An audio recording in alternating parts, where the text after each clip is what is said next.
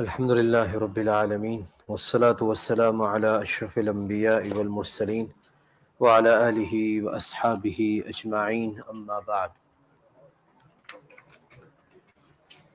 My respected elders and brothers, day before yesterday we started the tafsir of Surah Maryam. We covered 7 ayahs. I'll quickly review what was mentioned and then inshallah we'll move forward with the 8th ayah. Allah subhanahu wa ta'ala names this surah after Maryam alayhi salam, the mother of Sayyidina Isa alayhi salam, one of the great prophets of Allah subhanahu wa ta'ala. Initially, Allah mentions regarding Zakaria alayhi salam, who was a prophet also, skill-wise he was a carpenter also. He didn't have a progeny, he didn't have a child, he made dua to Allah subhanahu wa ta'ala that grant me a boy that could carry my legacy and who can be an inheritor of the knowledge of Yaqub alayhi salam. Allah subhanahu wa ta'ala accepted his dua and Allah said, we give you the glad tidings of a boy whose name is Yahya. So Allah named the boy himself and Allah said, Lam naj'al lahu min qablu samiyya, that we did not create anyone before him of the same name. What does it mean? Two meanings are there. One of the meaning is Allah did not name anyone, nor amongst the human beings, nobody was named Yahya alayhi salam. So this was the first time. It was a unique name and Allah gave him unique qualities also. We move forward until here we had done. A'udhu billahi minash shaitanir rajim. Bismillahir rahmanir rahim. So when Allah gave him the glad tidings, he said to Allah subhanahu wa ta'ala, Qala, Zakaria alayhi salam said, Rabbi anna yakunu li ghulam. Ghulam means boy. My Lord, how shall there be a boy for me? Wa kanat imra'ati aqir. As we had mentioned, aqir means barren, a woman that cannot give birth to a child. How can there be a boy for me while my wife is barren? وَقَدْ بَلَغْتُ مِنَ الْكِبَرِ عِتِيًّا. Wife is such, and my state is that I have reached the extreme of my old age. I am also old, as previously we read the tafsir, the bones are finishing, the hair is grey, so how can there be a child for me? The reply of Allah subhanahu wa ta'ala, قَالَ كَذَلِكَ. He said, so it is. قَالَ رَبُّكَ. Your Lord said, هُوَ عَلَيَّ هَيِّن. Hayyin means something that is easy. So Allah is saying, it is easy for me. وَقَدْ خَلَقْتُكَ. And I did create you. مِن قَبْلُ. Before. وَلَمْ تَكُ شَيْئًا. When you were nothing. When there was no bones, there was no structure, there was no skeleton, still I made you. So why cannot I make something when the foundation is already there? So it is not difficult for Allah subhanahu wa ta'ala. It is easy on Allah, whether you are old or whether you are young. قَالَ رَبِّ اجْعَلْ لِي آيَةً. So then Zakaria alayhi salam, when he heard this, he said, meaning Zakaria alayhi salam, Rabbi ja'alli ayah. My Lord, make for me a sign. How would I come to know that my wife is pregnant? So make for me a sign. Qala ayatuka. Allah subhanahu wa ta'ala said or replied, your sign is, what is the sign? Allah tukalliman nasa salasa layalin sawiyya.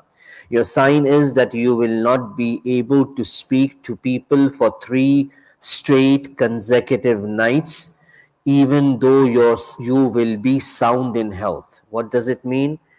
Allah will take your voice away. You can do the zikr of Allah, you can recite Torah, but you won't be able to speak with the people. When this happens, this is a sign that your wife is pregnant with the child Yahya alayhi salam. This is the meaning of the ayah that the Mufassirin have mentioned. فَخَرَجَ عَلَىٰ قَوْمِهِ.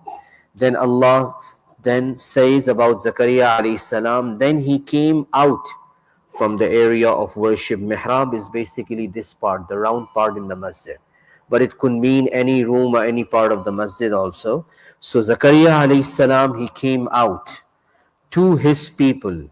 فَأَوْحَى إِلَيْهِمْ, from the place of the prayer, and directed them, أَن سَبِّحُوا بُكْرَةً وَعَشِيًّا, directed them by gestures to proclaim the purity of Allah at morning and at the evening.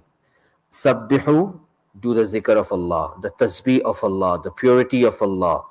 Bukra wa ashiya, bukra means the morning and ashiya means the evening. So though the sound was not there, but by sign language, by gestures, he told the people to do the zikr of Allah. Ya Yahya, now Yahya alayhi salam is born. So Allah subhanahu wa ta'ala is addressing Yahya alayhi salam. Ya Yahya khudhil kitaba biquwwa. Kitab means the book, quwwa means firmly. So the direction is, when the child was born, Allah said to him, O Yahya, hold on to the book firmly. Then what does Allah further say? وَآتَيْنَاهُ الْحُكْمَ, hukma means wisdom, hikmat. وَآتَيْنَاهُ الْحُكْمَ صَبِيًّا, and we gave him wisdom while he was still a child, while he did not become a prophet yet. Yahya alayhi salam was still a child. At that time Allah gave him hikmah. So this is basically the unique qualities that Allah subhanahu wa ta'ala gave to Yahya alayhi salam. وَحَنَانًا مِن لَدُنَّا, Hanan means soft-heartedness, compassionate person. Min ladunna, from our side, meaning Allah is saying that from my side, from our side, we blessed him with love, wa zakat, and purity, wa kana taqiyya, and he was an Allah-fearing person right from his childhood. There are many children that from the childhood, from a young age, you can see a difference in them. They are naturally inclined towards the masjid. They are naturally inclined towards the worship of Allah. So basically this is a favor of Allah upon them. Such was the situation of Yahya alayhi salam. So Allah gave him softness of the heart. Allah gave him wisdom at a young age. Allah gave him purity. Allah gave him taqwa, the fear of Allah. What else did Allah give him? وَبَرًّا بِوَالِدَيْهِ, and he was good to his parents. وَلَمْ يَكُنْ جَبَّارًا عَصِيًّا, and Jabbar means oppressive, Asiyya, disobedient, and he was neither oppressive nor disobedient. Okay? No, nor disobedient to Allah, nor oppressive towards the people. So this tells us that being good to one's parents is a great favor of Allah subhanahu wa ta'ala upon a person. By serving the parents, a person can achieve unprecedented heights.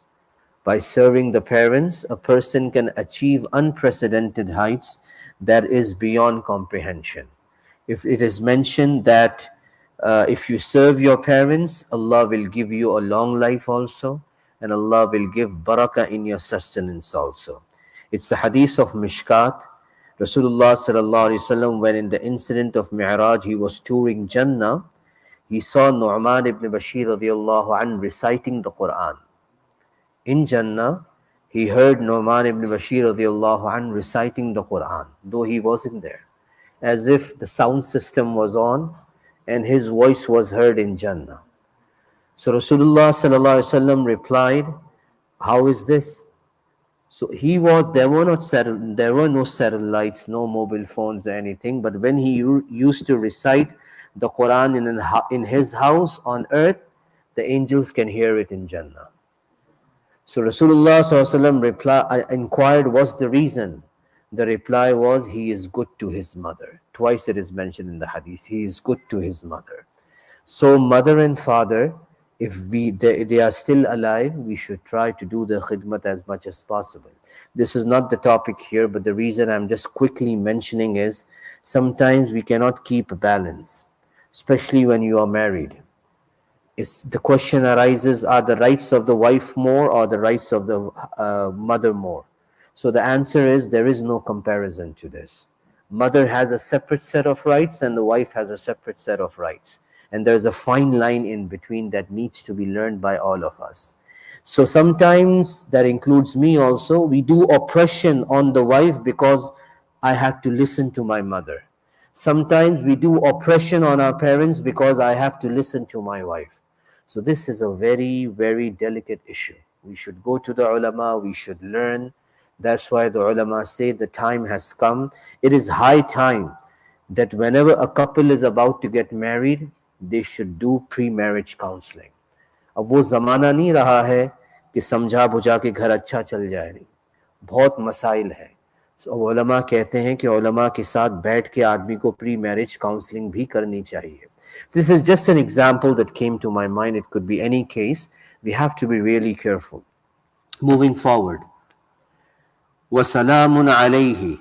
Allah subhanahu wa ta'ala says, peace on him, meaning Yahya alayhi salam. Peace on him, يَوْمَ وُلِدَ, the day he was born, وَيَوْمَ يَمُوتُ, and the day he dies, وَيَوْمَ يُبْعَثُ حَيًّا, and the day he will be raised alive. Now the first ruku has ended. I'll just take another 5 minutes and wrap up for today, since it's a working day tomorrow. From this second ruku, Allah mentions about Maryam alayhi salam, after whom this surah is mentioned. So Allah subhanahu wa ta'ala says, وَاذْكُرْ فِي الْكِتَابِ مَرْيَمْ, and mention in the book the story of Maryam alayhi salam. Now Maryam, we use the word alayhi salam, the objection arises here, she wasn't a prophet. And the word alayhi salam or alayha salam for women is used only for a prophet. So why do we use the word alayhi salam? So the reply is, she wasn't a prophet. There is no second opinion in this. But out of respect in the literal sense, lughawi tarjume ke e'tibar se, in the literal sense we use the word alayhi salam. That's why the contemporary ulama also use the word radiyallahu anha. So both are fine, Maryam radiyallahu anha or Maryam alayhi salam. So nobody gets this misconception that she was a prophet. So Allah subhanahu wa ta'ala says, mention in the book the story of Maryam alayhi salam. إِذٍ تَبَذَتْ, intabadha yantabizu means to withdraw, to go on one side, to seclude oneself. إِذٍ تَبَذَتْ, when she secluded, min ahliha, herself from her people. She withdrew in a corner somewhere. Where did she withdraw? Makanan sharqiyya, to a place towards the east. What does it mean she withdrew towards the east? She secluded herself towards the east. It could be the room in which she used to live, within the parameters, the boundary of Masjid al-Aqsa. She went to the eastern corner of the room. This is one translation. Another translation is somewhere on the eastern side of Masjid al-Aqsa. She moved herself, secluded herself. فَاتَّخَذَتْ مِن دُونِهِمْ حِجَابًا, then she used a barrier, a curtain, parda, a screen. Then she used a barrier. فَأَرْسَلْنَا إِلَيْهَا, then she used a barrier to hide herself from her people. Then we sent to her our spirit. Ruhana, Allah subhanahu wa ta'ala says our spirit. What does our spirit means? Jibreel alayhi salam. فَتَمَثَّلَ لَهَا بَشَرًا سَوِيًّا, did Jibreel alayhi salam come in the form of a human being, or did he come in the form of an angel? So Quran says, and he took before her the form of a proportionate, a perfect human being. What does it mean, perfect human being? Basharan, human being, sawiya, perfect. It means when we say of this person is handsome, he has a very good physique. This is the meaning. Jibreel alayhi salam became in the form of a perfect physique and a handsome human being in front of Maryam alayhi salam. What was the reaction? قالت إني أعوذ بالرحمن منك إن كنت تقيا. إني أعوذ بالرحمن, she said, I seek refuge with Allah the All Merciful. Minka, against you. In kunta taqiyya, leave me alone. In other words, if you fear Allah subhanahu wa ta'ala. जैसे उर्दू में जब आदमी बेबस हो जाता है तो कहता है अल्लाह के वास्ते छोड़ दो मुझे. When a person loses hope in everything, what word comes out from the mouth? For the sake of Allah, leave me alone. So Maryam alayhi salam came in this situation, that if you fear Allah subhanahu wa ta'ala, just leave me alone. I seek refuge in Allah from you. So we'll stop here for today. The question arises here, why did Jibreel alayhi salam came in the form of a human being? Maybe he would have come in the form of an angel and she might not be afraid. So the answer is, if he would have come in the form of an angel, she would become more fearful. She would become more scared. Allah made it easy for her that he came in a form of a human being. Why? What's the dalil? What's the evidence? When the first wahi came to Rasulullah sallallahu alaihi wasallam, Jibreel alayhi salam did not come in a human form. He came in an angel form. What was the reaction? Rasulullah sallallahu alaihi wasallam started shivering, came back to Khatija radiallahu anha. And what did he say? Zammiluni, zammiluni. Mujhe chadar se cover kar do. Cover me up with a chadar. Cover me up with a sheet of a cloth. So if Jibreel alayhi salam would have come in the form of an angel which is so huge, two big wings, then she would start shivering maybe. She won't be able to bear it. That's why, to make it easy for her, Allah subhanahu wa ta'ala sent him in the form of a human being. This is what the Mufassirin have mentioned. Why did she say, leave me alone for the sake of Allah? The ulama say she was approximately 15 to 16 years old. She has reached the age of puberty. And until now, she had not touched a strange person. A strange person has not touched her. She never spoke to a strange person never spoke to her. So that's why it was a shock for her that all of a sudden a strange person comes in front of Maryam alayhi salam. This was the level of her modesty. Now, what is the reply of Jibreel alayhi salam? From this, inshallah, we'll move forward tomorrow. Whatever was said and heard, may Allah subhanahu wa ta'ala give us understanding. Ameen. Subhanallahi wa bihamdih, subhanakallahumma wa bihamdik. Nashhadu an la ilaha illa anta nastaghfiruka wa natubu ilayk.